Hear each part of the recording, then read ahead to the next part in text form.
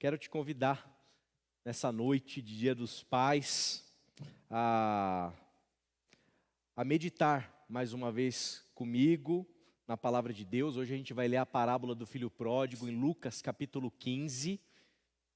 Como se diz, né? Clássico não sai de moda, né? Se tem um texto que é o coração do evangelho, eu acho que a gente pode passar uma vida toda, talvez algumas vidas, né?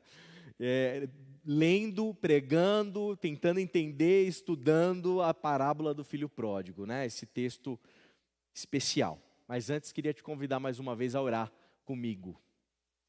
Pai de amor, nessa noite especial, Pai querido, nós queremos te pedir mais uma vez a tua iluminação.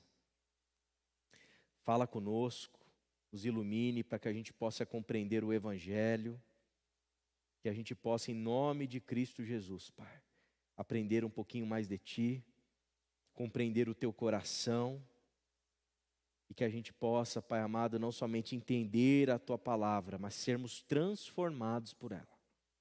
Faz isso em nós, é o que te pedimos em nome e por amor de Jesus. Amém, amém e amém. Irmão querido, Jesus, Ele traz um tipo de mensagem, Ele faz um tipo de revelação para cada um de nós, revolucionária.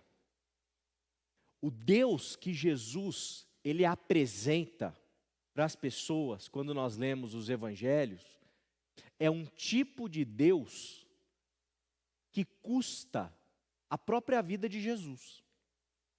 Jesus, quando Ele anuncia o que Ele tem para anunciar, as boas notícias do Evangelho, e quando Ele revela o Deus que Ele crê, o Deus que Ele experimentou, o Deus que está nele e Ele em Deus, isso é tão disruptivo para a classe religiosa do judaísmo daquele primeiro século, daquele tempo, que aqueles líderes religiosos, eles tramam a morte de Jesus. Jesus vai parar na cruz, Ele morre na cruz, por algumas razões. Certamente pelo amor que Ele tem por cada um de nós, entregando a sua própria vida, para que a gente pudesse viver, sem dúvida nenhuma. Mas sem dúvida nenhuma também por conta do Império Romano, que também é confrontado pela sua mensagem. Mas também por conta da classe religiosa que não consegue digerir, que não consegue aceitar, que não consegue conceber o tipo de Deus que Jesus veio anunciar. Jesus, Ele vem revelar para a gente um Deus que é Pai. É o Abba Pai, né? Abba Pai, essa palavra Abba Pai, alguns vão entender, vão compreender ali que dentro da língua aramaica significa paizinho, né? Um jeito afetuoso, carinhoso de se falar com Deus. Então quando você pensa Jesus dizendo que Deus é o seu Abba Pai, para o religioso duro, rígido, legalista, para o religioso que gosta da lei, da legislação mosaica, que gosta, né, de imaginar um Deus autoritário, um Deus bravo, um Deus, sabe, um Deus todo-poderoso que, de alguma maneira, todos nós aqui crescemos entendendo isso e a gente cresceu, infelizmente, meio que amedrontado com a ideia de Deus. Quando Jesus diz que Deus, na verdade, não é esse Deus, e é o Abba Pai, cruz, morte, perseguição. Jesus foi chamado de blasfemo. Jesus foi chamado de herege. Jesus foi chamado de tudo que é coisa, por conta dos religiosos não admitirem a possibilidade de Deus ser entendido como Ele entendia. Um Deus que é o Abba Pai. Um Deus que é Abba. E não tem texto no Novo Testamento, na minha opinião, melhor para a gente compreender a profundidade daquilo que Deus está querendo dizer para a gente através de Jesus, acerca de quem Ele é, do que essa parábola que Ele conta justamente para esses mesmos religiosos que não conseguem entender Deus de maneira adequada. A chamada parábola do filho pródigo, parábola do filho perdido, que está lá em Lucas capítulo 15. E eu penso que o problema e a crise de paternidade que nós todos temos aqui,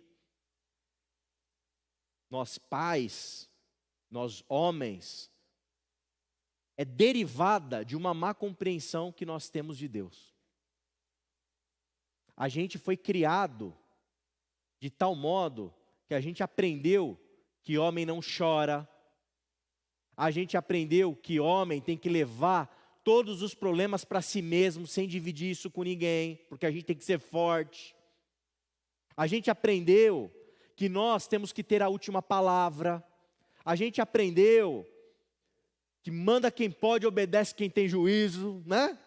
A gente aprendeu e a gente foi formado dentro de uma lógica paterna que a luz do Evangelho é completamente deturpada. E me parece que isso passa pela ideia de Deus que nós temos. É um Deus que, eu volto a insistir, é um Deus que nós crescemos aprendendo a ficar com medo dele. Anos atrás, décadas atrás, uma criança correndo na igreja assim, era motivo de absoluta repreensão. Igreja é lugar sério. É um lugar de temor a Deus, é um lugar, essas palavras, seriedade, temor a Deus, elas são bonitinhas, mas na verdade elas não querem dizer o que elas estão dizendo. Elas estão dizendo para a gente o seguinte: igreja é lugar de medo, porque Deus é um cara bravo, se você falar com Ele do jeito errado, Ele vai te pegar na esquina ali, e vai te dar um sopapo. A gente aprendeu a ficar com medo da vida, a ficar com medo de tudo. E isso produziu em nós uma ideia de paternidade, em que a gente, para ser bom pai, a gente tem que dar medo, produzir medo. Quem nunca viu algum tipo de fala do tipo: nossa, só de eu olhar para o meu filho, ele já fica quietinho, só do olhar. E isso é dito dentro de um contexto como se fosse um elogio, se fosse uma coisa boa. Que coisa boa é essa? De você, com seu olhar, apavorar um filho, gerar tanto medo num filho, dele te obedecer só de olhar. Será que isso é bom mesmo? Será que isso tem a ver com o Evangelho? Então, quando a gente vai para a parábola do filho pródigo, me parece que a gente encontra aquilo que Jesus quer dizer a respeito da paternidade de Deus. E na medida em que a gente adentra essa paternidade divina e compreende o coração desse pai dessa parábola do filho perdido, do filho pródigo, eu penso que nós pais podemos aprender a sermos melhores pais. E obviamente, essa mensagem não é só para pais, é para todos nós, porque todos nós temos lições preciosas a aprender a respeito do coração de Deus. O que realmente é importante quando a gente pensa Deus? Em primeiro lugar, Deus ama, irmãos e irmãs, em liberdade. Quero convidar você para ler lá a partir do verso 11, a parábola. Ela diz assim, eu estou lendo hoje, tá? Excepcionalmente na Bíblia, a mensagem. Vai soar diferente da que você está acostumado aí, não se preocupe, está tudo certo, tá? Mas é para a gente poder curtir mais o texto. O texto diz assim, ele contou outra história. Um homem tinha 2 filhos. O mais novo disse ao pai, quero minha herança agora mesmo. O pai então dividiu a propriedade entre os 2 filhos. Essa parábola começa contando para a gente contando para a gente a história de um pai que tem 2 filhos e o filho mais novo, ele de uma maneira desrespeitosa, de uma maneira, a gente poderia dizer até insolente, ele pede a parte da herança do pai, com o pai ainda vivo. Estão entendendo? Isso, para esse mundo dessa época, e até para o nosso mundo, isso é uma falta de respeito, assim, abissal, gigantesca. E o que é mais interessante nesse pedido, desse filho que quer a sua parte, quer o dinheiro do pai. Eu quero o seu dinheiro, eu não quero mais a sua convivência. Eu quero o seu dinheiro, eu não quero mais morar na tua casa. Eu quero o seu dinheiro, eu não quero mais ouvir a tua voz. Eu quero o seu dinheiro para poder tocar a minha vida, independente de você. O pai, que é a pessoa que está sendo aí, né, dentro desse contexto, a pessoa que está sendo afetada negativamente com esse pedido insolente, ele é aquele que vira para o filho e fala assim: vou dividir a propriedade, está aqui a sua parte, filho. Está aqui a sua parte. É o que você quer? É assim que você quer viver? É desse jeito que você quer tocar a sua vida? Está aqui a sua parte da herança, pode tocar a sua vida. O amor do Deus revelado em Jesus é um amor de um Deus que sabe amar em liberdade. Deus, ele não obriga ninguém a amar ele. Deus, ele não obriga ninguém a respeitar ele. Deus, ele não obriga ninguém a ser reverente com ele. O Deus revelado em Jesus, ele é um pai amoroso que entende que amor verdadeiro só existe em liberdade. Não existe amor verdadeiro sem liberdade. Amor de pessoas que você já deve ter conhecido ao longo da sua caminhada, e talvez, infelizmente, eu espero que não, talvez você seja uma delas. Sabe, gente ciumenta? Gente que na relação conjugal, na relação amorosa, sufoca o outro, quer aprisionar o outro, quer ter o outro só para si mesmo. E isso não é amor, isso é obsessão. Isso não é amor, isso é prisão.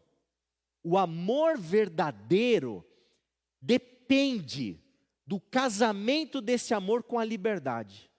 Eu não posso virar para minha filha e dizer para ela: filhinha, você é obrigada a amar o papai. Filhinha, você é obrigada a gostar de mim, filha. Filha, agora você vai ter que dizer que me ama. Ela pode até fazer isso por medo. Ela pode dizer que me ama por medo. Ela pode me obedecer por medo. Ela pode me respeitar por medo. Agora, isso é amor verdadeiro? Não é amor verdadeiro. O amor verdadeiro, ele brota, ele nasce da liberdade que nós temos para amar. Que Deus nos livre de querer um amor de um filho, um amor de um cônjuge, um amor de um amigo, resultado de uma pressão, resultado de uma forçação de barra, resultado do medo, resultado dos jogos psicológicos que a gente, infelizmente, é capaz de fazer. O amor verdadeiro, ele brota de uma liberdade absoluta de consciência que nós temos que ter e que nós temos que respeitar do outro. O Deus revelado aqui é um pai que, quando esse filho pede a parte da herança para viver como ele quer, ele fala: tá bom, você quer viver assim? Está aqui a sua parte da herança que lhe é por direito, vai viver a sua vida. Pai, a gente precisa reaprender o que é amor. A gente precisa reaprender como amar. A gente precisa entender que a gente só vai amar os nossos filhos, a gente só vai amar as pessoas que a gente realmente ama, quando a gente der espaço para a liberdade. Quando a gente der espaço para o outro poder respirar. Quando a gente der espaço para o outro poder também dar os seus passos nessa dança amorosa. Não existe dança do amor quando só um quer dançar e forçar o outro a dançar com ele. Os dois têm que quererem participar desse processo. Portanto, que nós possamos amar as outras pessoas, amar o nosso próximo, amar o nosso esposo, nossa esposa, amar o nosso filho, a nossa filha, entendendo que esse amor ele tem que estar dentro de um ambiente de liberdade, não é gaiola, gente. E eu te digo mais, Deus, Ele respeita a nossa liberdade. Deus, Ele respeita o nosso tempo.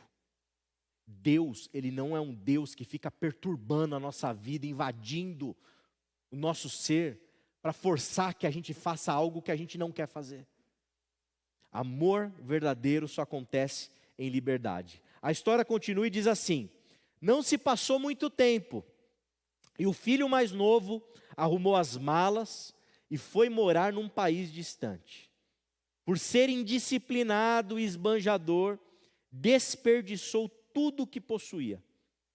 Estava já sem dinheiro, quando uma seca devastou aquele país e ele começou a passar necessidades. Um cidadão o contratou para cuidar de porcos, e para piorar, ninguém lhe dava nada. Ele chegou a passar tanta fome que teve vontade de comer a lavagem dos porcos.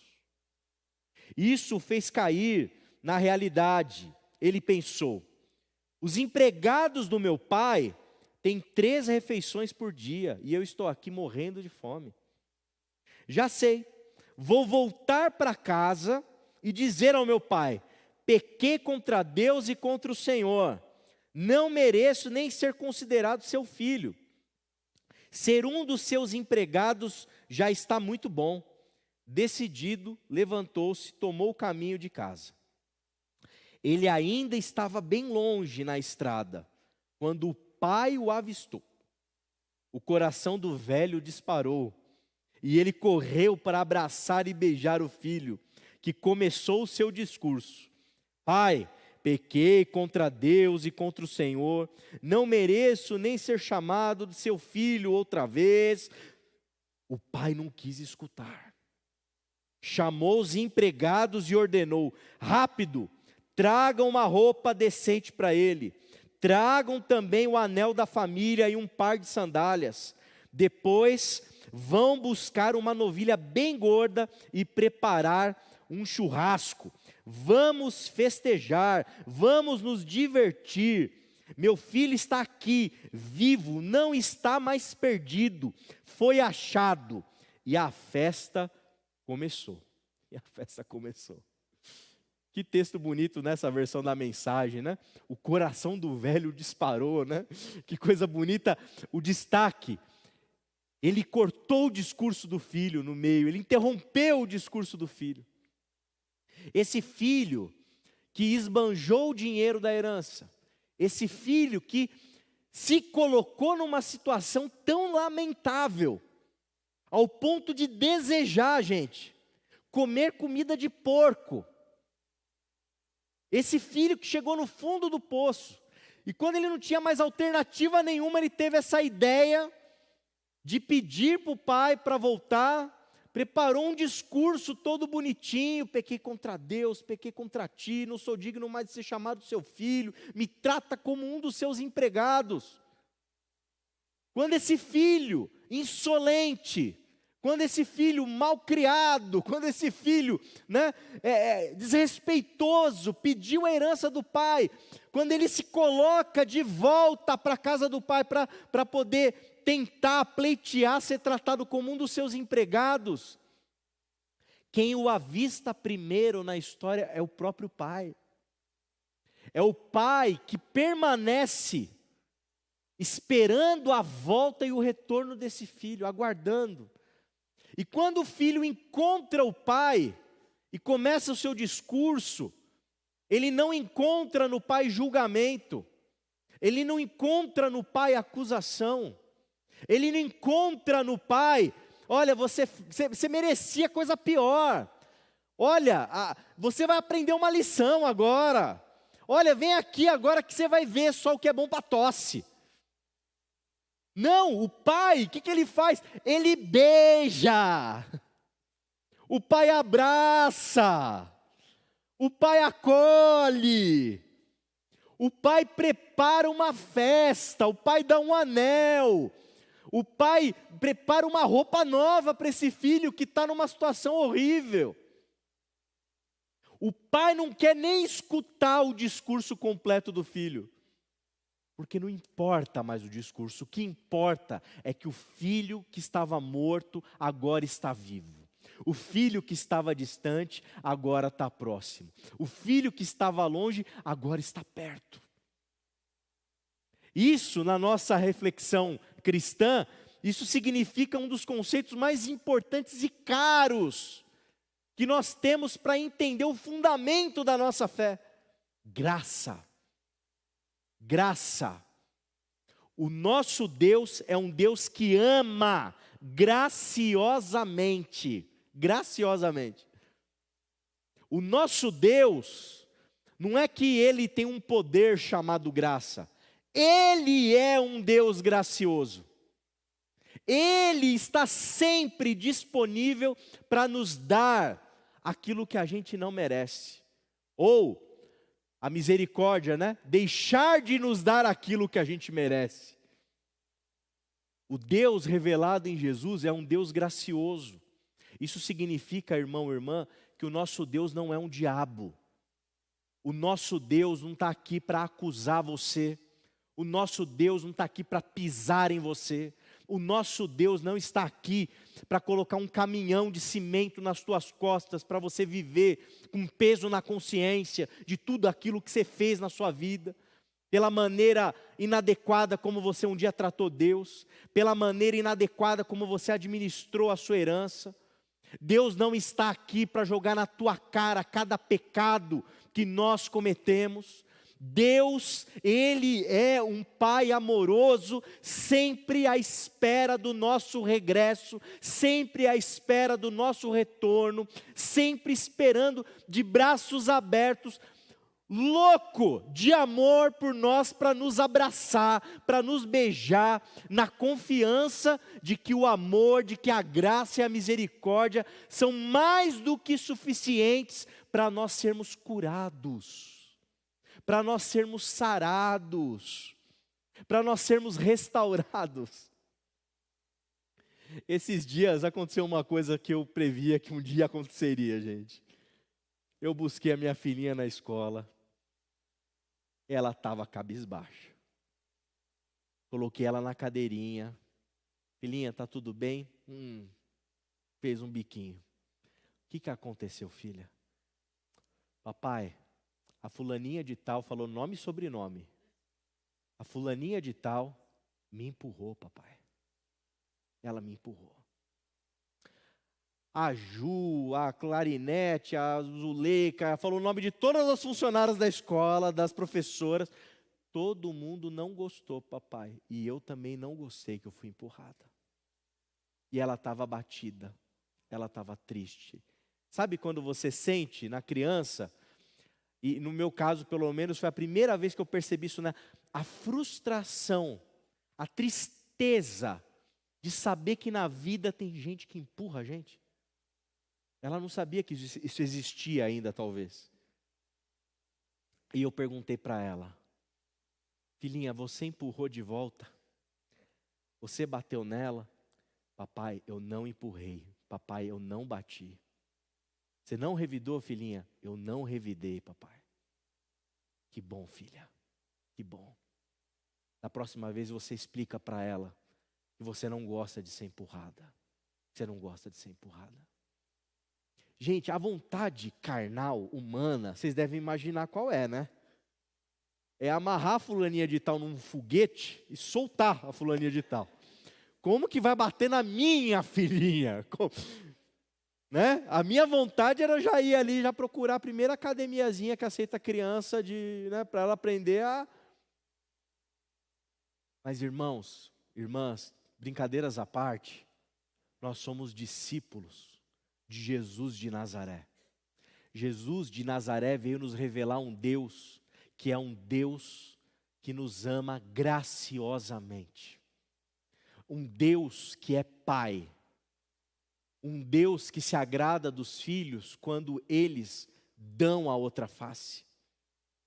E é um gesto de fé quando a gente ensina os nossos filhos a não se vingarem, a não revidarem, a não darem um tapa em retribuição a um tapa, a não darem um empurrão em retribuição a um empurrão.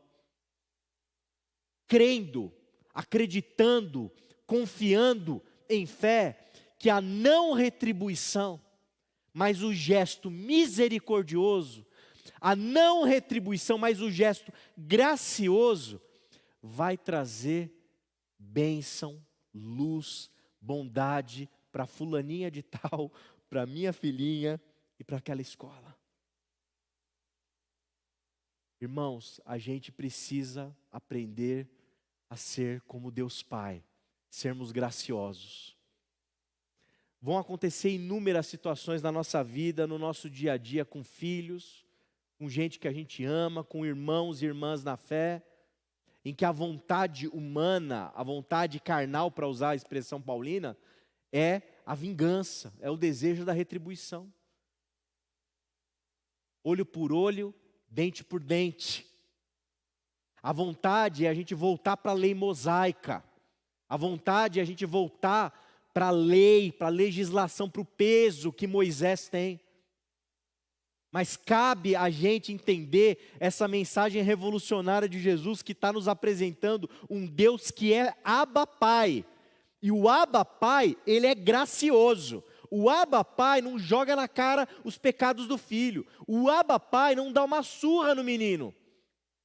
O Abba Pai abraça e beija, porque ele acredita, porque ele entende, porque é da natureza dele compreender que o afeto, o carinho, o amor, a bondade é o que vai restaurar a vida do menino. Crie os teus filhos desse jeito, meu irmão e minha irmã. Puxa, pastor, é muito difícil na hora do vamos ver. Gente, é a hora que a gente precisa entender se a gente é cristão, discípulo de Jesus ou não. Seja afetuoso, seja carinhoso. Seu filho, sua filha vai fazer um monte de coisa que você não gosta. Vai te desobedecer a Alane vai me desobedecer. Já me testa, já vocês não têm noção, gente. Parece uma adolescente. Graça, amor, graça, bondade, graça, misericórdia. Não é o tapa que vai resolver. Não é a grosseria que vai resolver. Não é o medo que vai resolver. Porque venhamos, se estamos aqui hoje, não é porque Deus nos bateu. Não é porque Deus foi grosseiro com a gente. É porque um dia a gente percebeu que a gente torrou toda a grana do nosso pai. A gente ficou na pior, com vontade de comer comida de porco. E a gente ficou desesperado. E a gente correu para os braços de Deus. E lá nesses braços de Deus a gente não encontrou um Deus grosseiro. Nós encontramos o Abba Pai que nos abraçou e disse: você é um filho amado, você é uma filha amada. E a gente foi tocado por esse amor, por essa graça, que transformou a nossa vida, transformou a nossa maneira de viver, transformou o nosso interior de dentro para fora. Irmão, irmã, existe um Deus que é Abba Pai, que te ama. Eu não sei qual pecado você cometeu, eu não sei quanto você torrou da herança de Deus, eu não sei o que você fez da sua vida, mas a boa nova de Jesus é que existe um Deus que te ama, que está ali como um pai, na sua propriedade, assim como se ele estivesse naquela porteira, com os braços assim, olhando e observando o horizonte, esperando a hora que você vai vir. E na hora que ele te vê, ele está pronto para te abraçar, para te beijar, para dizer para você que você é um filho amado, que você é querido, tem um anel para você, tem roupa nova para você, e tem festa, tem novilho gordo, tem churrasco. Amém? Deus é um Deus gracioso. E Deus, é um Deus paciente. Olha só o que acontece na sequência no verso 25. Tudo isso se deu enquanto o filho mais velho estava no campo. No final do dia ele voltou para casa. Ao se aproximar, ouviu o som da música e das danças. Intrigado, perguntou a um dos empregados o que estava acontecendo. Ele contou a novidade. Seu irmão voltou para casa. Seu pai ficou tão contente de recebê-lo de volta, são e salvo, que mandou fazer uma festa. O irmão mais velho ficou tão revoltado que não quis participar da comemoração. O pai tentou conversar com ele, mas ele não quis ouvir e protestou. Há quantos anos trabalho para o Senhor sem nunca reclamar? E alguma vez ganhei uma festa para mim e meus amigos? Agora esse seu filho, não é mais o irmão dele, é o seu filho, que desperdiçou todo o seu dinheiro com prostitutas, aparece aqui e o Senhor lhe dá uma festa dessas. O pai respondeu: filho, você não entende. Você está comigo o tempo todo e tudo que é meu é seu. Mas este é um momento muito especial, precisamos celebrar. Seu irmão estava morto, mas agora está vivo. Ele estava perdido, mas foi encontrado. O filho mais velho fica possuído de ciúmes. O filho mais velho fica com raiva do pai. O filho mais velho fica revoltado. Onde já se viu prestigiar esse menino que torrou a grana com prostitutas? Onde já se viu toda essa graça? Que papo é esse, Pai de misericórdia? Que papo é esse de amar desse jeito? Que papo é esse de festejar, Pai? Você está maluco? É olho por olho, dente por dente, Pai. É lei, é peso, é Moisés. Não é graça. E diante dessa fala desse filho, olha que interessante. O que o pai faz? O pai conversa com o filho mais velho. O pai dialoga. Na hora que ele não consegue mais falar, né, ele começa a falar, o filho interrompe. Ele escuta o filho. Ele escuta a queixa. Ele escuta o que o filho mais velho tem a dizer. Quando o filho para de falar, ele conversa de novo, ele explica de novo. O Deus revelado em Jesus é um Deus que nos ama pacientemente. Pacientemente. Não é um Deus que desiste de nós. Ele não desistiu do filho mais novo que torrou a grana com os prostitutas. E pasmem, ele não desiste nem do filho mais velho que está revoltado com aquilo que o pai fez. Vocês sabem que no contexto dessa parábola, lá no comecinho de Lucas capítulo 15, ele conta a parábola da ovelha perdida, a parábola da moeda perdida e a parábola do filho perdido, para responder justamente aos religiosos que vão querer crucificar Jesus. Ele investe todo esse tempo, toda essa criatividade, e tem Jesus, iluminado certamente pelo Espírito, o insight mais genial de todos os tempos, que é a parábola do filho pródigo, dedicada a responder o questionamento justamente dos religiosos que queriam ele morto. Por que Jesus faz isso? Porque o Deus que ele crê, o Deus que ele vive, o Deus que ele experimenta, é um Abba Pai que ama pacientemente. E até mesmo com os piores dos religiosos, Deus está interessado em tentar persuadir, convencer de maneira amorosa para que, quem sabe, talvez eles venham a se converter. O Deus revelado em Jesus é um Deus que dialoga, é um Deus que conversa, é um Deus que escuta a gente. Irmão, irmã, às vezes os nossos filhos, as nossas filhas podem tomar rumos na vida terríveis. Terríveis. O amor que a gente aprende a ter por cada um deles é o amor que é paciente. Paciente. Esses dias eu estava num evento, trazendo uma palavra sobre paternidade para os funcionários de uma empresa. E teve uma pessoa muito querida lá, um funcionário, que contou da experiência que ele tem de ter um filho que mora na casa dele, um filho já bem mais velho, seus 28 para 30 anos, que é alcoólatra, que é adicto, e que vira e mexe, vai para fora de casa, some, e volta daquele jeito, e o pai tem que lidar com toda essa situação, com toda essa complexidade.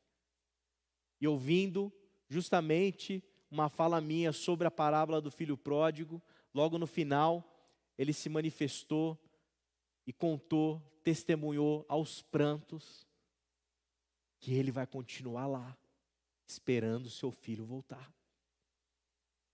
Todo mundo pode desistir daquele filho. Todo mundo pode considerar ele alguém perdido. Mas aquele pai, aos prantos, disse para mim e para todo mundo que estava lá: eu vou continuar lá, nem que eu seja a última pessoa que ele tem para encontrar, ele vai me encontrar. Ele vai me encontrar.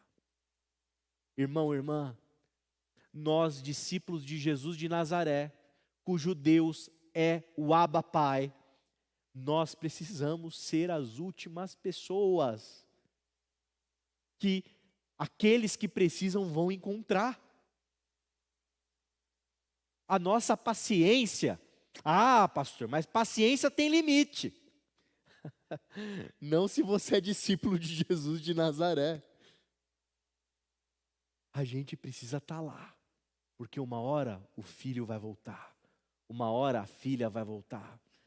Pode ser torrando dinheiro com prostituta, pode estar numa situação de adicto, pode estar viciado, pode estar vivendo a pior situação que for. Nós precisamos estar lá na hora que esse filho voltar. Nós precisamos ser discípulos de Jesus de Nazaré. A gente precisa ser inspirado por esse Deus que nos ama pacientemente e que pacientemente sempre espera por cada um de nós aqui. Pacientemente. Querido, querida, quando a gente vai entender de uma maneira definitiva, que quando a gente pensa a paternidade, que quando a gente pensa, eu acho que eu não vou nem falar a maternidade, porque eu acho que nós pais precisamos aprender a ser mais mães. Vocês mães têm muito mais desse Abba Pai do que nós. Se é que nós estamos engatinhando ainda nessa história. Mas nós precisamos entender de maneira definitiva, gente, que ser pai não é sobre dinheiro. Ser pai não é sobre ser grosseiro. Ser pai não é sobre gritar. Ser pai não é sobre ter a última palavra. Ser pai, irmão, irmã, à luz do que a gente aprende com Jesus, é sobre nós termos os afetos temperados, iluminados pelo Espírito Santo, que é o Espírito de Jesus, que é aquele que nos apresenta o Abba Pai. A gente precisa entender que ser pai é sobre presença, é sobre estar presente, é sobre olhar no olho, é sobre conversar, é sobre abraçar, é sobre beijar. Ser pai é sobre dialogar, é sobre escutar. Ser pai é viver essa relação afetuosa à luz de tudo aquilo que a gente aprende com Jesus e com esse Deus que é o Abba Pai. Isso é ser pai. Isso é ser pai. Eu assisti um filme, um trechinho assim, uma entrevista, e o cara contou uma história muito bonita. Ele disse o seguinte, e ele era um cara que estava contando a história, assim, um cara boa pinta, né, todo bonitão, tipo o Rodrigo Hilbert, né? Quem conhece aqui o marido, famoso marido da Fernanda Lima, né? Que serve para nos humilhar a todos os homens, né? Porque o cara nossa, o cara faz tudo ali e tal, não sei o quê. Aí tava lá o cara contando a história, né? Nesse estilão aí, né? E aí ele falou assim que chegou para levar a filhinha dele na escola, aí entregou a filhinha lá no portão, ela foi, aí tinha uma menininha, a Bianquinha lá, assim, lá olhando para fora na rua. Aí ela virou pro cara e falou: ô tio, meu pai é muito mais bonito que você. Aí ele falou: é? Legal, né, meu? Tá bom, né? Tá bom. tá bom, Bianca, vai lá então. Aí foi lá, foi embora, né? Chegou no outro dia, foi levar a filhinha dele na escola. Aí chegou lá, ele chegou com o carrinho dele lá, parou, um carro legal, né? Aí a Bianquinha olhou pro tio, ô tio, e foi? Meu pai tem um carro muito mais bonito que o seu. Ele falou, ah, tá bom, legal pro seu pai é bacana, hein? Tá bom. Aí chegou no outro dia, ele lá levando a filhinha e a Bianquinha lá. Ô tio, meu pai é muito mais legal que você. Aí ele falou, caramba, meu, que menininha, hein? Não quero mais conversar com você não, né? Que coisa, seu pai deve ser, nossa, sensacional. Aí chegou outro dia, ele foi levar a filhinha dele na escola. E aí, ele estava lá, aí chegou o pai da Bianquinha. Parou um Corsinha, velho, desceu o pai da Bianquinha, magrinho lá, camisetinha nada a ver, calvo, foi lá, pegou a Bianquinha. Quando a Bianquinha viu ele, ela saiu correndo. Abraçou o pai. O pai jogou ela para o alto. E na história, a pessoa que está contando diz assim, que os olhos da Bianca brilhavam de estar nos braços do pai dela. Não existiria lugar mais seguro, lugar mais bonito, lugar mais especial do que nos braços do pai dela. Para ela, o pai era um super-herói. Lindo, né? Irmãos, ser pai, volto a insistir, não é sobre quanto dinheiro a gente tem. Não é os cursos que a gente pode pagar para um filho. Não é sobre as viagens que a gente pode proporcionar. Não é sobre todo o conforto que a gente poderia fornecer. Ser pai tem a ver com afeto. Tem a ver com ser Abba Pai para os nossos filhos. Tem a ver com um tipo de afeto que produz algo nos nossos filhos que nós nos tornamos os heróis deles. Obviamente você sabe que eu não estou falando de perfeição, mas eu estou falando de carinho profundo, de afeto profundo. Que em nome de Jesus, você, eu, todos nós aqui, possamos entender, compreender que a gente precisa inspirar os nossos queridos filhos, as nossas queridas filhas. E a gente vai fazer isso pegando eles e jogando para o alto. E isso vai ser mais do que suficiente. Amém? Quero te convidar a curvar sua cabeça.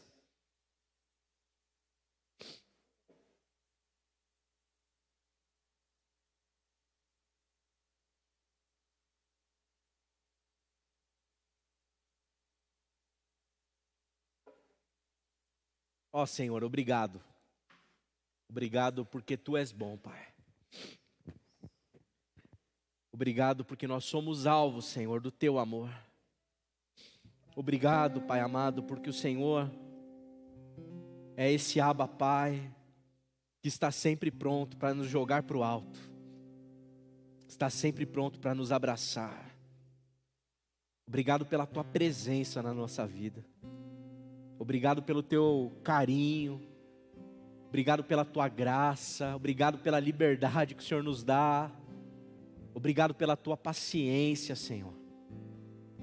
Obrigado, Senhor.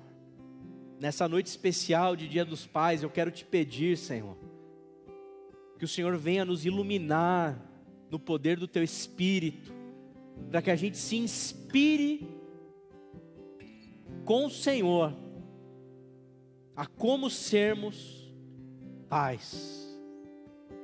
Que o Senhor nos inspire com o Senhor como sermos humanos. Que o Senhor nos inspire, Deus, a sermos mais afetuosos, carinhosos. Que o Senhor nos inspire a estarmos presentes. Que o Senhor nos inspire a abraçar, a beijar, que o Senhor nos inspire a conversar, a dialogar, que o Senhor nos inspire a escutar, do jeito que o Senhor faz com a gente, Pai, que a gente possa fazer com o nosso próximo, que a gente possa fazer com os nossos filhos, que a gente possa fazer com quem a gente ama, que a gente possa fazer com os nossos amigos, que a gente possa fazer com os nossos irmãos na comunidade de fé, que a gente possa fazer com todos, Pai. Que as pessoas possam, Pai amado, encontrar em nós discípulos de Jesus de Nazaré, que ousou revolucionar a ideia de Deus, anunciando um Deus que é Abba. Obrigado, obrigado por tanto amor, obrigado, Senhor, pela tão profunda e grande salvação. Obrigado pelo teu perdão, obrigado pelos churrascos, obrigado pelas festas, obrigado pelas vestes, obrigado pelo anel, obrigado pela sandália, obrigado por quem o Senhor é, obrigado pelo teu amor, obrigado pelo teu acolhimento, obrigado por nunca nos rejeitar, Deus. Obrigado, Deus. Que nessa noite a gente saia daqui, Pai, inspirados por Ti, a amar melhor, a amar como o Senhor ama. É o que eu peço por mim e por cada um de nós, em nome de Cristo Jesus. Amém.